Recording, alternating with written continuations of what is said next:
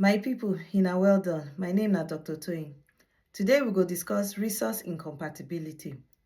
No worry with the big grammar, I go tell you wetin e mean. Everybody get red blood cell when they carry oxygen.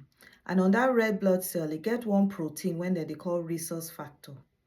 Some people get am and then they call am rhesus factor positive.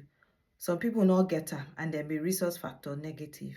If you not get am, you not get any problem. When you get problem, now when you as woman, you be rhesus negative, you can't get belle and the pikin when they inside you now rhesus positive. This rhesus factor, we dey get am from our parents. E get simple blood test when you fit do, when you go fit know whether you get this factor or you not get am.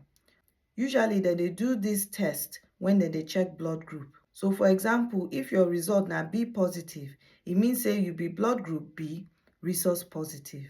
If you be O negative, it means say you be blood group O, rhesus negative. Make I tell you when this rhesus they become wahala. When rhesus negative mama come go carry pikin when be rhesus positive and this pikin don't get am from im papa, the mama go see say the pikin na enemy. You go come produce soldier when go dey fight this pikin. That soldier then they call am antibody. Sometimes first pregnancy she fit get no problem because the body never get time to produce those soldier. But as e born the pikin like this, the soldiers go dey. So by the time she get another belle, the body go see say that belle na enemy. You go come dey fight am from beginning. So either the belle go comot or the pikin go die. And you know say e dey on top red blood cell when they carry oxygen. So because e dey attack this red blood cell, the pikin no go get enough oxygen. So either e go die for belle or e go die as e comot. If you be rhesus negative, no worry.